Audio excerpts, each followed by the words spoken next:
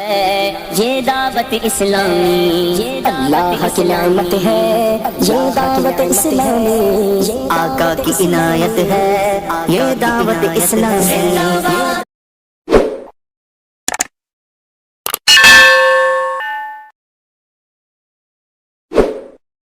اشفاق بھائی، اس جہان رنگ و بو میں بعض لوگ وہ ہوتے ہیں جو تاریخ لکھتے ہیں اور بعض وہ ہوتے ہیں جن کو خود تاریخ لکھتی ہے۔ آج ہم جن کی عادات و اطوار کی بات کر رہے ہیں نا، وہ اس عہد کی تاریخ ساز شخصیت ہیں۔ ان کی عادات و اطوار کی کیا بات کی جائے، قدرت نے جو ان کو دیا ہے نا، بڑی فیاضی سے عطا فرمایا ہے۔ لوگ شریعت کے جزیے کتابوں میں تلاشتے ہیں، ہم نے شریعت کے جزیات ان کی ذات میں پنہا دیکھے ہیں۔ گویا یوں لگتا ہے کہ ان کی ذات سنت نبویہ کی سمٹی ہوئی کتاب ہے۔ لوگ سنتوں پر عمل کرنے کے لیے لاکھوں جتن کرتے ہیں، لیکن یہاں یوں لگتا ہے کہ طبعی طور پر ہی ہر ادا جو ہے وہ موافق شرع ہے۔ ہر قول دین و سنت کا آئینہ دار ہے۔ یہ جذبہ خیر خواہی سے سرشار، ان کی نشست و برخاست ہو یا عمل و کردار، قول و قرار ہو یا رفتار و گفتار، الغرض بستامی خصائل، جنیدی شمائل اور رومی سوچ کا مظہر، آج کے دور میں جسے دیکھنا ہو وہ الیاس قادری کی ذات کی طرف نگاہ ڈال سکتا ہے۔ اور یاد رہے، ذکر و فکر، صبر و شکر، ضبط و تحمل، اثار و توکل، تسلیم و رضا، خدمت و طاعت، عبادت و ریاضت، زہد و تقوی، عز و انکساری، احتیاط اور صدق و صفا سمیت کون سی ایسی خوبی ہے جو الیاس قادری کی ذات کے اندر موجود نہیں ہے؟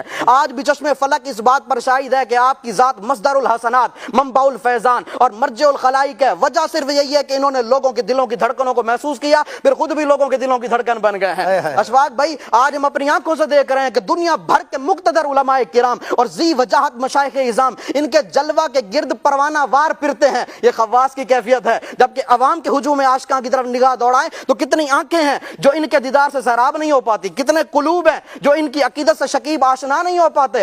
زائرین کا حال یہ ہوتا ہے کہ جلوہ جان آنا، دل دیتا ہوں نظر آنا کہہ کر قدموں پر لوٹنے کے لیے تیار رہتے ہیں۔ ان کی طرز گفتگو میں نزہتوں اور نکہتوں کا ایسا سویرا ہوتا ہے جو ماحول کو لطیف اور فضا کو خوشگوار بنا دیتا ہے۔ جب یہ بولتے ہیں نا تو عوام کی توجہات کا مرکز بن جاتے ہیں، اور جب یہ خاموش ہوتے ہیں تب بھی توجہ ان کی طرف مائل ہو جاتی ہے۔ اشفاق بھائی، وہ منظر ذہن میں لائیں جب رشد و ہدایت کا منبع اور علم و آگاہی کا پیکر بن کر یہ عقیدت، محبت اور الفت کے پھولوں کی مالاؤں سے سج دھج کر امام اعظم کے علم، علامہ عراقی کے تصوف، امام غزالی کے فلسفہ زہد، شیخ با یزید کے کردار، شیخ جنید کی گفتار اور امام محمد رضا کی للکار کا فیض بانٹ رہے ہوتے ہیں، اور کاروبار زندگی سے منسلک تمام طبقات اپنی بساط بھر لوٹ رہے ہوتے ہیں۔ یہ کسی عالم خیال کی منظر کشی نہیں، یہ مدنی مذاکروں کے جلووں کی ایک جھلک ہے۔ ان کے پرانے انقلابی بیانات ہوں یا واضح و نصیحت سے بھرپور موتیوں کی مالائیں ہوں، ان کی دعوت اور آواز میں خون جگر شامل ہے۔ ان کی اپنی آواز، اپنی انفرادیت، رانائی، دلکشی، انفرادیت اور نرالی ادا کی ایسی الستی پکار ہے جس نے اہل دل کے ساتھ ساتھ سخت سے سخت دلوں کے بھی تار ہلا کے رکھ دیے ہیں۔ آج کے اس مادیت زدہ دور میں ان کی آواز ہی ہے جو بے چین دلوں اور غافل روحوں کے درد کا درما ثابت ہوئی ہے۔ روایتی انداز کے برعکس جب ان کی بے ساختہ گفتگو، جب جذب و مستی، حدت عشق، رموز تصوف، معاشرتی اسرار اور تجارب و واقعاتی نتائج کی روشنیوں سے قلوب و اذہان کو منور کرتی ہے تو کسی کو تن من کی خبر نہیں رہتی۔ خصوصی مدنی مذاکروں میں چشم زدن میں رات کے سارے پہر گزر جاتے ہیں، اور اس محفل میں شرکت کی سعادت پانے کے لیے سحر بھی آن دھمکتی ہے۔ اللہ اکبر۔ اشفاق بھائی، جو عمومی مشاہدہ ہے، جو صاحب تصنیف ہوتا ہے نا، وہ کتابوں کے ہجوم میں گم رہتا ہے، اس کو لوگوں سے ربط و ضبط اس کے لیے باریں گراں ہوتا ہے۔ جو محقق ہوتا ہے وہ اپنی ساری عمر کتابوں کی گرد جھاڑنے میں کھپا دیتا ہے۔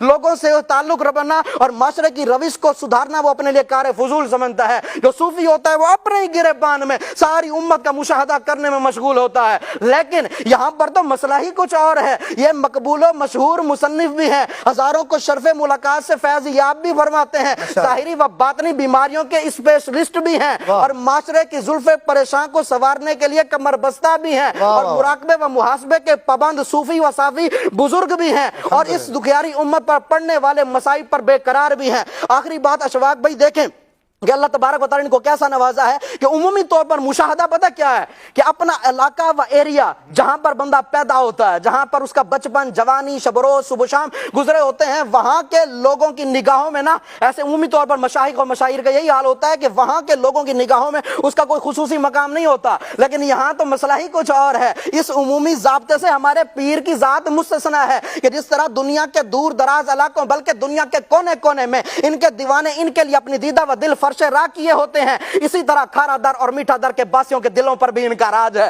بلکہ مجھے کہنا پڑتا ہے کہ کون سا آج دل ہے کہ جس دل پر غوث پاک کے اس متوالے کا سکہ نہیں چل رہا، کون سی نگاہ ہے کہ جس نگاہ میں ان کے دیدار پر جمال کا عکس نظر نہیں آتا۔ اللہ اکبر، ہزاروں نہیں بلکہ لاکھوں دل ہیں، لاکھوں ہیں جن کے دل دھڑکتے ہیں تو ان کی یاد میں، جن کی آنکھیں ترستی ہیں تو ان کے دیدار کے لیے، اور جن کی سماعتیں مچلتی ہیں تو ان کی صدائے دل نواز کے لیے، اور کتنے ہیں جو منتظر رہتے ہیں ان کے اشارے ابرو کے۔ یہ ساری شان دیکھ کر اشواق بھائی مجھے یہ کہنا پڑتا ہے کہ ان کی ذات، یہ برکت العصر، فرید الدہر، نباز قوم، کشتہ عشق رسول، آفتاب علم و حکمت، مبلغ فکر رضا، پاسبان مسلک رضا، حضرت علامہ مولانا الیاس عطار قادری رضوی زیدہ مجدہ مدظلہ العالی دامت برکاتہم العالیہ، یہ مقام محبوبیت کے اعلیٰ درجے پر فائز ہیں۔ اس لیے تو ہم کہتے ہیں نا عطار بادشاہ نے دنیا بدل کے رکھ دی۔